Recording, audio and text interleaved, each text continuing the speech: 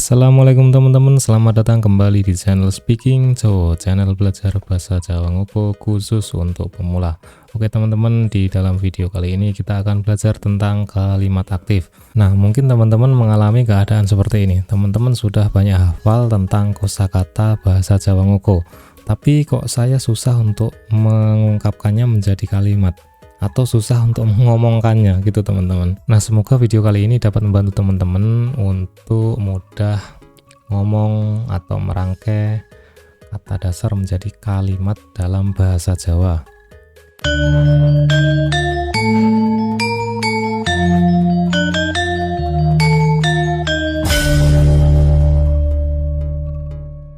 Kita ulas lagi teman-teman, jika di dalam bahasa Indonesia dulu kita ada kalimat aktif dan kalimat pasif.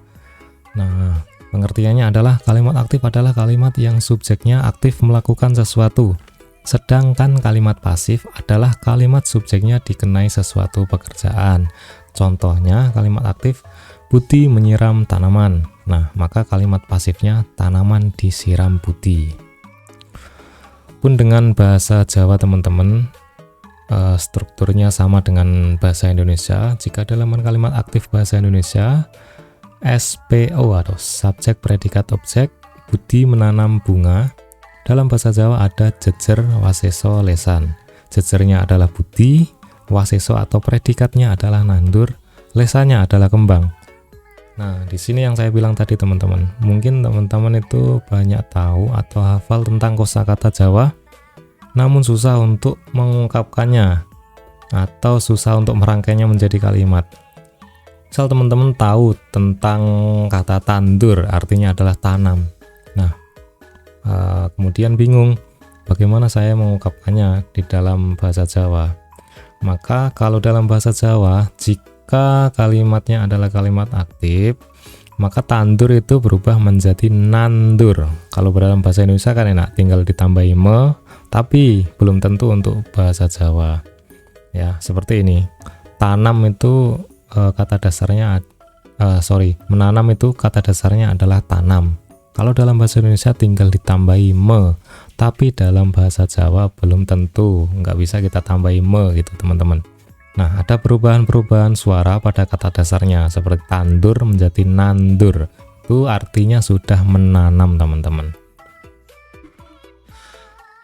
Nah, kalau dalam bahasa Jawa teman-teman, predikatnya selalu menggunakan awalan nge, em, en, nye, dan eng.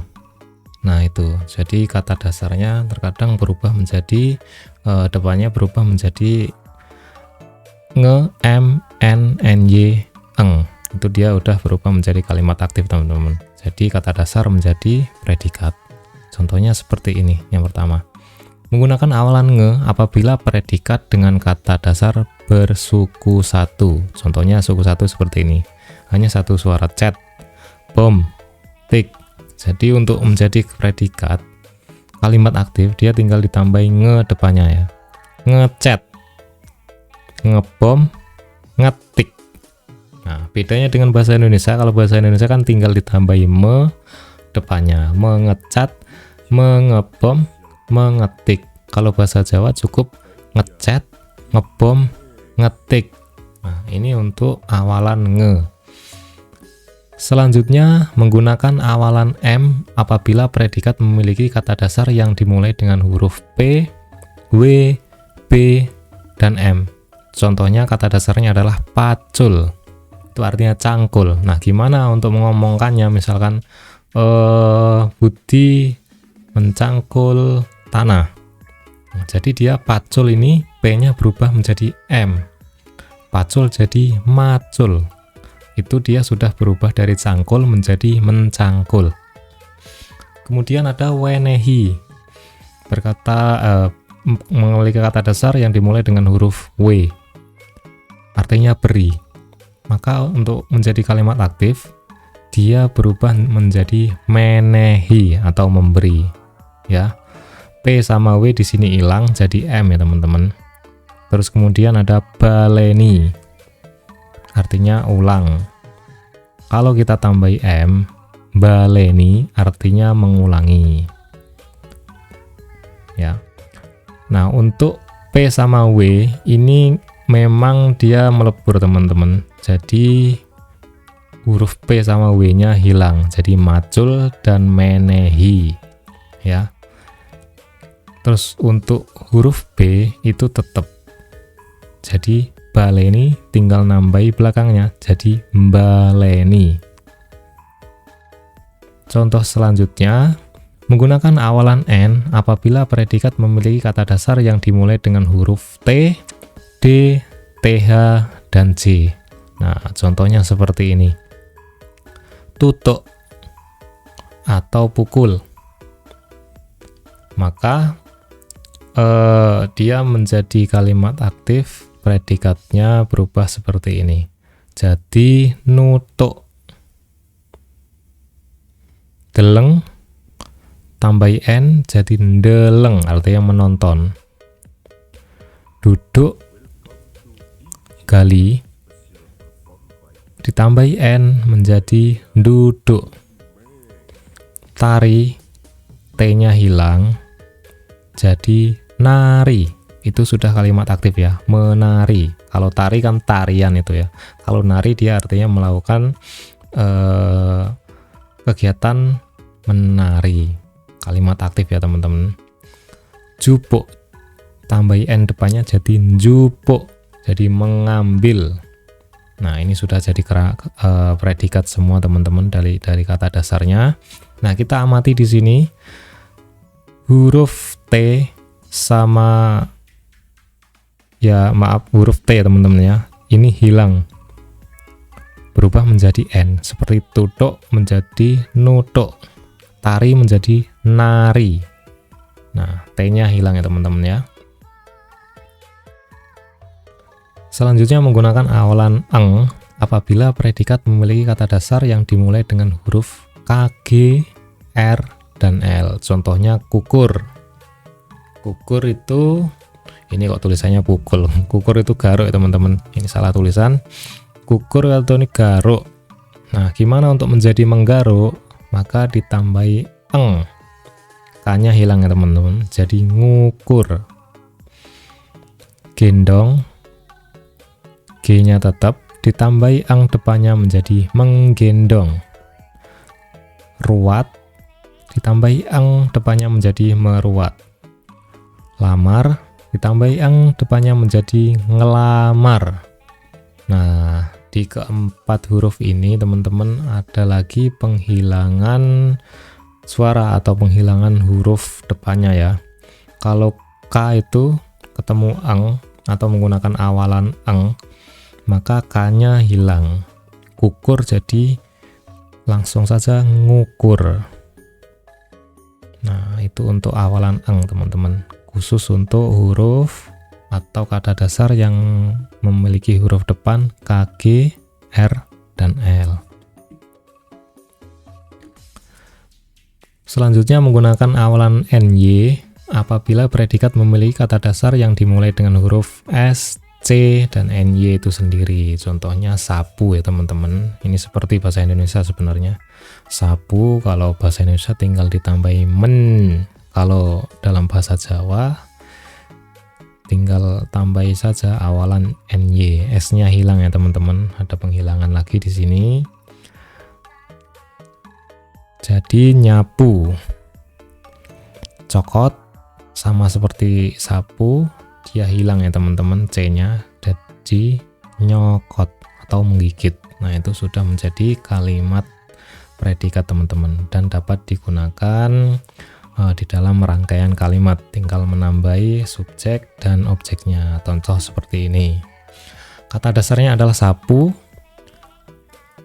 Kita mau jadikan dia suatu kalimat. Budi nyapu halaman. Nah, tinggal Budi nyapu halaman, tidak usah memakai menyapu ya kalau dalam bahasa Jawa. Budi menggigit jambu. Kata dasarnya adalah cokot. Kalau dia dibahasakan dalam kalimat aktif, maka Budi nyokot jambu, artinya Budi menggigit jambu.